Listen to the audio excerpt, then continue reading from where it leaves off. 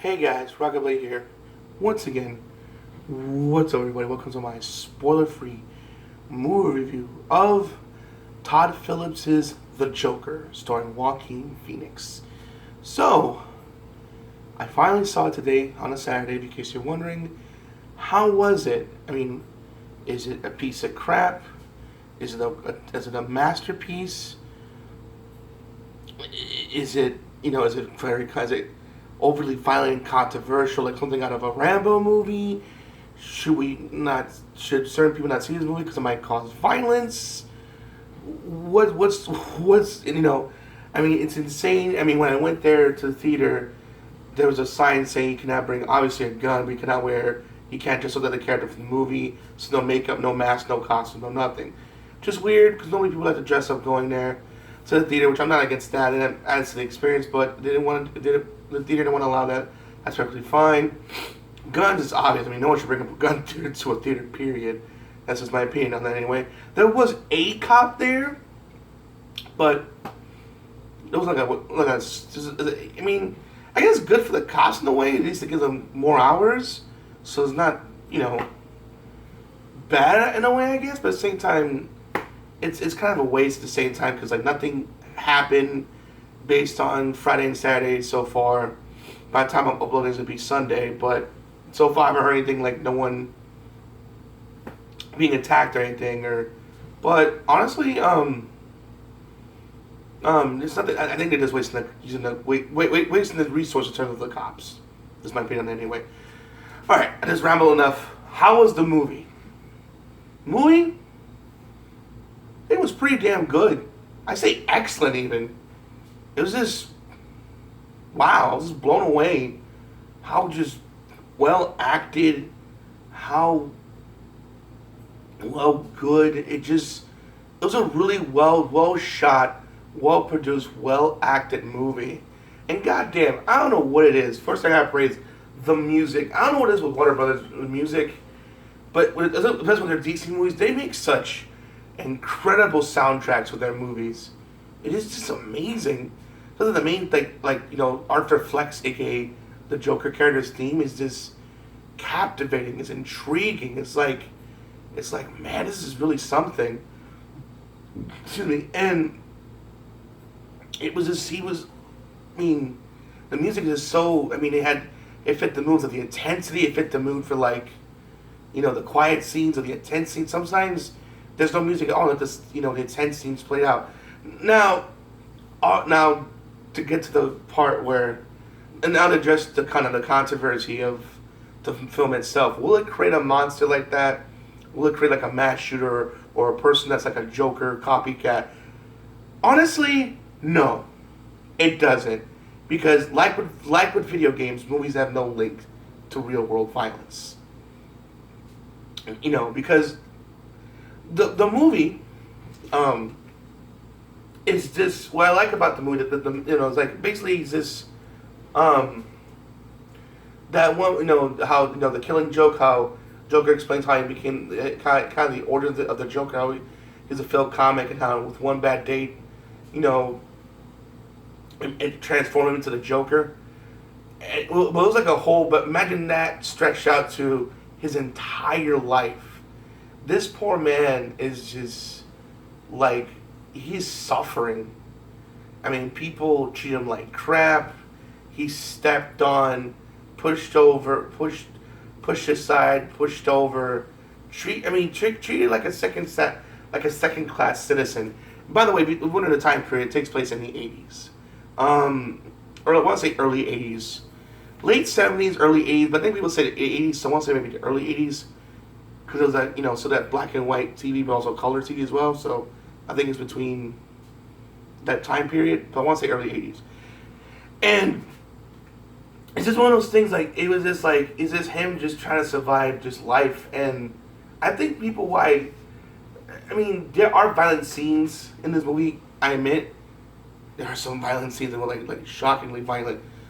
Especially towards the end, which I won't say what happened, but just hold on tight, that's all I'm going to say. And, Rambo was worse. I saw the recent Rambo movie, Rambo Last Blood. I didn't do a review on it due to personal reasons, but I did see it. I thought it was good. Wasn't as good as the 2008 one, but still a good popcorn movie. But the violence of that was more intense than Joker. Not to say Joker's stuff wasn't violent, but which it was, but it wasn't as bad as like the level of Rambo Last Blood. But still, it's like I was expecting worse, but still, it was intense when it happened. It was like, whoa. And sometimes you just see something. Sometimes you saw it coming. Other times you're like, it's unexpected. You're just like, what? It just catches you off guard. And but still, with Joaquin Phoenix's character as Arthur Fleck, aka the Joker, all I'm saying is, at the very least, I'm arguing at the very least, he should at least be nominated. Because if he doesn't get nominated, then he's getting robbed. At the very least, be nominated. Because he did an Oscar-worthy performance. Like right up there with like the guy who played Freddie Mercury in Bohemian Rhapsody. Like that level of good. Like I didn't see Joaquin Phoenix. I saw Arthur Fleck and slowly transforming into the Joker. And it's very well paced. And there were several instances, it's like, is he going to snap here? Is he going to snap here? Is he going to snap there? Like, you don't know when he's going to crack. You're just wondering, oh my God. You're on the edge of your seat, like, wondering when is this going to happen. And especially in the situations that he's being blamed for and put in situations that's not really his fault and that's just life's dealing with a bad hand and it's just, it's trying to like, you know what I mean? And it's just, the frustration is getting to him. You see it in his face and how he smiles, and even though he's clearly angry, and when he laughs, I mean, yeah, there's times he genuinely laughs because he thinks that something is funny, but other times he laughs because he's just it just looks like it's painful to him. Like every time he laughs, it's like it's painful to laugh, and like he's trying to enjoy life, but it's just life just keeps kicking him down, and he's like he gets and it deals with like society issues that and the overall message. I know it's obvious and it beats you over the head, but I like it because a lot of movies don't do this. Is that if we don't change as a society, I think the real controversy people are like, oh my God, about this movie is because it puts a mirror in the face of our own society saying we treat people like garbage. And even though this took place in the early 80s, nothing's really changed in terms of like the way we treat people. Like, I mean, I know like I mentioned before, I'm a left-leaning individual, and one of the segments which I watch from time to time, Bill Maher, he has his hit and miss segments. But I remember one recent segment that really struck with me and reminded me of the Joker movie was when he was mentioning how, you know, with the age of social media, yes, we are in a way we could get more connected, but he didn't, you know, that's what I say. But he says that how actually social media made us feel more alone. You know, people have more friends or better looking friends, or they have that perfect girlfriend, that perfect life. You know, going on that perfect vacation with the perfect car, with the perfect job, making more money than you, dressing better than you, just and it's like we live in a society where like, oh, you're struggling, or you know you're struggling, or you know you're struggling. Well, tough crap, pull yourself up. Oh, tough crap, get over it. You know, you'll get over it. Stop being lazy, or that's you know you lost your job. You know, medical bills has bankrupt you. Tough sucks to be you. I mean, it's true. I mean, he brought up a good point. And nothing much has changed. And it's one of those, the message, if we do not change as a society and just help people, especially because it does tackle mental illness, if we don't help people that are mentally ill and we just overall just treat people better, we do make these monsters like the Joker, or in some cases, we do make the people that are the mass shooters. Whether we realize it or not, is we got to treat people with love and respect and kindness. And then it's just like ugh, but it's like a reality that the movie forces to face that we are making these monsters. we are making these monsters. I think it's a big speech at the end kind of addressing it in a way, and I think it's really great. Some argue it's not, but I think it's important. And it's just again, Joaquin Phoenix, he just disappears into the role. I see nothing but the Joker. I mean, I haven't seen that since Heath Ledger, or the actor, who played Freddie Mercury in Bohemian Rhapsody, or even Ben Affleck with Batman in the Dark Knight. Being the Dark Knight Batman, or Henry Cavill Superman. Like, I don't see Henry Cavill or Ben Affleck when they did those roles. I saw Batman Superman, or Heath Ledger. I didn't see Heath Ledger. I saw the Joker.